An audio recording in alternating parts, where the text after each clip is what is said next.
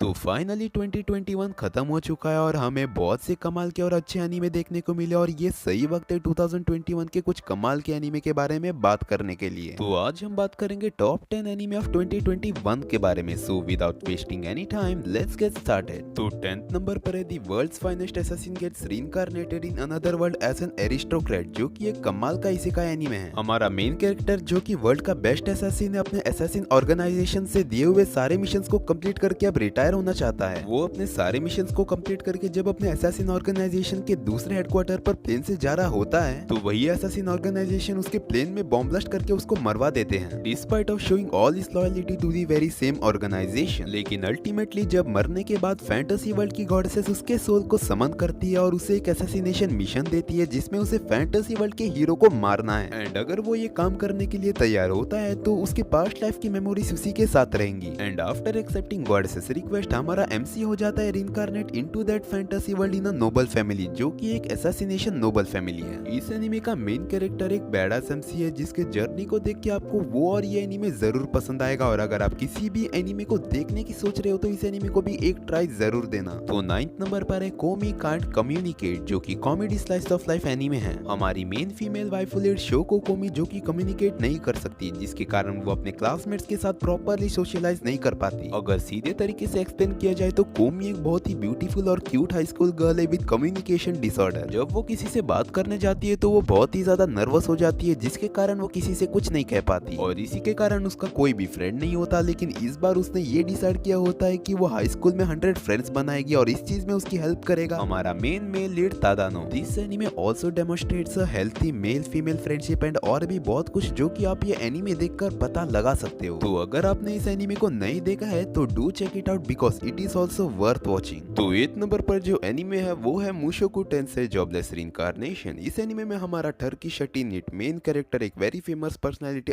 आई mean की ट्रक्कुन बाई के कारण इसेकाई हो जाता है into another world as a child. But even though after getting इसेकाइड उसके पास्ट लाइफ की मेमोरीज उसे याद होती हैं and because of preserving his memories and knowledge from his previous life वो उस वर्ल्ड के न्यू एनवायरनमेंट को क्विकली अडॉप्ट कर लेता है, जिसके कारण वो आगे जाके अपने मैजिक टैलेंट और स्वॉर्ड्समैनशिप में बहुत ओपी बन जाता है, हाँ और अपने टर्की वाले कामों में भी। But as the anime progress हमें हमारे एमसी के पास्ट लाइफ के ट्रेजिक पास्ट के बारे में भी बताया जाता है and the lot of mysteries and confusion come forward, जिसे देखकर आपको क्यूरियोसिटी होगी कि आगे क्या होगा। This anime also has a very good world building and literally a very nice character development. और जिन्हें इसेकाई और टर्की एनीमे देखने का शौक है then this anime is also for you. Vivy Fluorite eye song ये एनीमे 7th नंबर पर अपनी जगह बनाती है। इस एनीमे की स्टोरी कुछ ऐसी है कि इस एनीमे के वर्ल्ड में एआई यानी कि आर्टिफिशियल इंटेलिजेंस बहुत ज्यादा डेवलप हो चुके हैं। ये एक ऐसा वर्ल्ड है जहाँ पर ह्यूमंस और एआई बोथ कोएग्जिस्ट करते हैं और ये एआई इतने इंटेलिजेंट हो चुके हैं जिसकी वजह से ये इंसानों के राइट्स तक लेने वाले हैं। वेल फ्यूचर में एआई ह्यूमंस पर बहुत ही खतरनाक वाला अटैक करते हैं और वो भी ह्यूमैनिटी को खत्म करने के लिए एंड इस कैलामिटी को रोकने के लिए और फ्यूचर चेंज करने के लिए एक एआई को फ्यूचर से पास्ट में भेजा जाता है। और पास्ट में जाने के बाद ये एआई हमारे मेन कैरेक्टर से मिलता है जिसका नाम है वीवी ए.के. डिवा, जो कि प्रोफेशन से एक सिंगर है लेकिन वो ह्यूमन नहीं है बल्कि तभी के टाइम की फर्स्ट ऑटोनोमियस इंटेलिजेंट ह्यूमनॉइड एआई है जिसके पास ह्यूमंस की तरह इमोशंस तक है और ये दोनों मिलकर पास्ट के कुछ इवेंट्स को चेंज करेंगे जिससे कि आगे का फ्यूचर ह्यूमंस के लिए सेफ हो सके। ये एनीमे विच स्टूडियो द्वारा एनिमेट किया गया है तो एनिमेशन में कोई कमी आपको नहीं दिखेगी। तो 6th नंबर पर है टोक्यो रिवेंजर्स जिसमें सिर्फ छपरी कैरेक्टर्स भरे पड़े हैं। वेल उस बात को साइड में रखते हुए हमारा एमसी जो कि अपने हाई स्कूल टाइम पे छपरी हुआ करता था पर आज के समय में वो लोनली और फट्टू बंदा है और एक दिन ऐसे ही घर पे पड़े हुए जब वो टीवी में न्यूज देख रहा होता है तो उसे न्यूज से ये बात पता चलती है कि उसकी हाई स्कूल वाली जो गर्लफ्रेंड थी वो मर चुकी है। और फिर कुछ समय बाद उसे कोई ट्रेन ट्रैक पे धक्का दे देता है और मरने से पहले ही वो बंदा टाइम में पीछे आ जाता है अपने second year of high school के समय में जहाँ पर वो अपने छपरी दोस्तों के साथ घूम रहा था। और फिर क्या होता है, टाइम रॉक्ड एमसी शॉक। शुरुआत में तो उसे ठीक से कुछ समझ नहीं आता पर बाद में वो धीरे धीरे चीजों को ग्रास्प करना शुरू कर देता है। फिर वो ये रियलाइज कर पाता है कि वो अपने हाई स्कूल वाली जीएफ को फ्यूचर में मरने से बचा सकता है और आगे जाकर वो बहुत से ऐसे काम करता है जिसकी वजह से फ्यूचर चेंज होता है और आगे जाकर स्टोरी लाइन ही चेंज हो जाती है। इस एनीमे में बहुत से ऐसे कैरेक्टर्स हैं जिनकी वजह से मैंने इस एनीमे को बहुत एंजॉय किया एंड आई नो कि बहुत से ऐसे लोग हैं जो कि इस शो को देख के ये रियलाइज करेंगे या जिन्होंने पहले इसे पूरा देख के ये रियलाइज किया होगा कि इस एनीमे में बहुत से ऐसी चीजें हैं जो कि लिटरली में सेंस नहीं बनाती but there is also no particular reason to hate this anime so this is confirm that you will be entertained by it. तो 5th नंबर पर है ऑड टैक्सी। इस एनीमे की आर्ट स्टाइल और animation थोड़ी cartoonish जैसी है, लेकिन इस शो को बिल्कुल भी अंडर एस्टिमेट मत करना, क्योंकि odd taxi is an odd anime और अगर तुम इसको एक बार देखोगे so you just can't forget about it. इस एनीमे में सारे कैरेक्टर्स एनिमल है। हमारा मेन कैरेक्टर हिरोशी ओडोकावा जो कि एक टैक्सी ड्राइवर है, वो अपनी नॉर्मल लाइफ जीता है, टैक्सी चलाता है और बहुत से यूनिक कैरेक्टर से मिलता है और उन्हें अपने डेस्टिनेशन तक पहुंचाता है। और यही सभी कैरेक्टर्स का भी एनीमे में बहुत ज्यादा इंपॉर्टेंट रोल है। लेकिन उसके बाद ओडोकावा के साथ कुछ ऐसी चीजें होती है जिसकी वजह से उसकी नॉर्मल लाइफ अपसाइड डाउन हो जाती है, क्योंकि एक मिसिंग गर्ल का केस सामने आता है और उसी की वजह से पुलिस ओडोकावा पर शक करने लगती है। इसके ईच एंड एवरी एपिसोड बहुत इंटरेस्टिंग थे और इसकी स्टोरी अपने एंड तक बिल्कुल भी ग्रिप नहीं करती। बट इतना अच्छा एनीमे होने के बावजूद भी इस एनीमे ने लेस ऑडियंस को अट्रैक्ट किया, which is a sad thing. और जिन्होंने इस शो को मिस किया है they are really missing something interesting. तो फोर्थ नंबर पर है to your eternity, the anime which is filled with various types of emotions, जो कि आपको कई हद तक रुला भी सकता है। वेल एनीमे की स्टोरी कुछ ऐसी है कि धरती पर एक मिस्टीरियस इमोर्टल बीइंग को भेजा गया है जिसके अंदर ना ही कोई इमोशंस है और ना उसकी कोई आइडेंटिटी। इस बीइंग की कोई शेप और फॉर्म नहीं है, पर ये किसी की भी शेप और फॉर्म ले सकता है। शुरुआत में तो वो सिर्फ एक स्पीयर होता है, फिर एक पत्थर और एक वुल्फ, और फिर जाकर वो एक लड़के से मिलता है जिसके बाद वो वुल्फ और वो लड़का दोस्त बनते हैं। एंड एपिसोड के एंड में जो भी इस एनीमे को देख रहा है सबका उदास हो जाता है। और हाँ, मैं मन की बात कर रहा हूँ। कैसे ये बीइंग पत्थर से एक ह्यूमन बनता है और इमोशंस को सीखता है, इस रियली इंटरेस्टिंग टू वॉच। और हाँ, मैं जानता हूँ कि इस एनीमे के बारे में मैं जरा क्विक फॉरवर्ड में बता रहा हूँ, इस ओनली बिकॉज क्योंकि मैंने इस एनीमे का रिव्यू भी बनाया था जिसमें मैंने इस एनीमे को बहुत अच्छी तरीके से एक्सप्लेन किया था और उसके बारे में बताया था। तो उस वीडियो का लिंक मैंने डिस्क्रिप्शन में दे रखा है so that you can go and watch it afterwards. तो थर्ड नंबर पर है 86। आई नो कि बहुत से लोग ऐसे हैं जो कि मेका एनीमे को देखना प्रीफर नहीं करते, लेकिन कौन कहता है कि मेका एनीमे अच्छे नहीं होते, और उन्हीं का एग्जांपल है 86। ये एनीमे एक्चुअली में है रेसिज्म के ऊपर। इस एनीमे में एक देश होता है सैन मैग्नोलिया नाम का, जहाँ पर दो टाइप्स के लोग हैं। एक है सिल्वर हेड वाले लोग जो कि अपने आप को बहुत सुपीरियर समझते हैं, या फिर एक तरह से कहा जाए तो अपने आप को नोबल समझते हैं, और एक जो कि नॉर्मल पीपल है जिनके सारे ह्यूमन राइट्स छीने जा चुके हैं। और ये सिल्वर हेड वाले लोग इन्हें ह्यूमंस नहीं मानते और इन्हें 86 बुलाया जाता है। ये सिल्वर हेड वाले लोग 86 को पिग की तरह ट्रीट करते हैं और पिग की तरह यूज भी करते हैं। उन्हें जंग में भेजा जाता है मरने के लिए as if they are shit. ये एनीमे बहुत से मोमेंट्स में बहुत ज्यादा हार्ट टचिंग बन जाता है, लेकिन कुछ समय पे कैरेक्टर्स के जबरदस्त एक्शन को देखकर मजा आ जाता है। This anime is literally worth watching and I would prefer that you should watch this anime even though if you don't like mecha anime. तो सेकंड नंबर पर है लिंक क्लिक, एक चाइनीज एनीमे। इस एनीमे में हमारे दो main protagonist होते हैं, लू ग्वांग और चेंग शाओशी। ये दोनों दोस्त मिलकर एक फोटो स्टूडियो चलाते हैं जिसका नाम है टाइम फोटो स्टूडियो, लेकिन ये फोटो खींचने वाला नॉर्मल फोटो स्टूडियो नहीं होता। हमारे इन दो मेन प्रोटैगनिस्ट के पास एक एक्स्ट्राऑर्डिनरी पावर होती है, ये लोग पास्ट में खींची हुई फोटोज में जा सकते हैं। चेंग शाओशी फोटो खींचने वाले के बॉडी में जा सकता है और कुछ भी कर सकता है फॉर 12 आवर्स, और लू ग्वांग किसी भी फोटोज को देखकर उसके पहले 12 घंटे के इंसिडेंट बता सकता है। बट वो लोग एक चीज नहीं कर सकते और वो है पास्ट को चेंज करना, क्योंकि वो फ्यूचर टाइमलाइन के लिए बहुत खतरनाक साबित हो सकता है। बट फिर पास्ट चेंज होता है और हमें टाइम ट्रैवल देखने मिलता है। लेकिन ये एनीमे कोई टिपिकल टाइम ट्रैवल शो नहीं है, क्योंकि जितना इंटरेस्टिंग और सिंपल इसका प्लॉट साउंड करता है ये वैसा है नहीं। This anime is really complicated. इस एनीमे की एनिमेशन, कैरेक्टर्स, मिस्ट्रीज और म्यूजिक बहुत ओपी है and I really enjoyed it. तो फर्स्ट नंबर पर है my one and only favourite ranking of Kings, या फिर कहा जाए तो ओसामा रैंकिंग। इस एनीमे की जितनी भी तारीफ की जाए उतनी कम है। जब आप इस एनीमे को शुरुआत में देखोगे तो आपका सबसे पहला थिंकिंग ये होगा कि इस एनीमे की आर्ट स्टाइल और एनिमेशन थोड़ी बहुत कार्टून जैसी क्यों है, और शायद से यही सोच के चक्कर में आप इसके एपिसोड को बिना देखे ये एनीमे को ड्रॉप कर दो। बट बिफोर दैट यकीन मानो कि ये एनीमे बहुत कमाल का है, जिसको विच स्टूडियो ने एनिमेट किया है। हमारा मेन कैरेक्टर प्रिंस बोजी, जो कि ना ही बोल सकता है और ना ही सुन सकता है, जो कि हमेशा मोटिवेटेड रहता है अपने किंगडम का किंग बनने के लिए। इवन दो वो ना ही बोल या सुन सकता है, इवन दो उसके किंगडम के लोग उस पर हंसते हैं and think of him as a useless prince, और नहीं चाहते हैं कि वो उस किंगडम का किंग बने। इस एनीमे की वर्ल्ड बिल्डिंग बहुत कमाल की है। ये एनीमे अपने पहले ही एपिसोड से कैरेक्टर्स के very well development and their emotions, एक बहुत ही इंटरेस्टिंग पावर सिस्टम एंड और भी बहुत कुछ जो कि डेवलप करना शुरू कर देता है, एंड जो कि बहुत इंपॉर्टेंट चीज है इस एनीमे के पोटेंशियल को रियलाइज करने के लिए। और जैसे जैसे एनीमे की story episode by episode progress होती है, वैसे ही इस एनीमे में कंफ्यूजन और मिस्ट्रीज आती है, जिसको देखने में आपको बहुत मजा आएगा। ये एक मस्ट वॉच एनीमे है जिसे आपको जरूर देखना चाहिए। तो आज के लिए बस इतना ही, और अगर आपका फेवरेट एनीमे मेरे इस वीडियो के एनीमे लिस्ट में नहीं है तो उसके लिए मुझे माफ करना, क्योंकि मैं सभी एनीमेस को तो ऐड नहीं कर सकता and everyone has their own opinion. तो ये आपके ऊपर है कि आप मेरे इस एनीमे लिस्ट को पसंद करते हो कि नहीं। और हाँ, अपने फेवरेट एनीमे ऑफ 2021 का नाम कमेंट सेक्शन में लिखना मत भूलना, और साथ ही साथ इस वीडियो को लाइक करना और चैनल को सब्सक्राइब करना और बाजू वाले बेल आइकन को भी प्रेस कर देना। तो फिर मैं मिलता हूँ आपसे अगले वीडियो में। तो फिर सायोनारा एंड गुड बाय।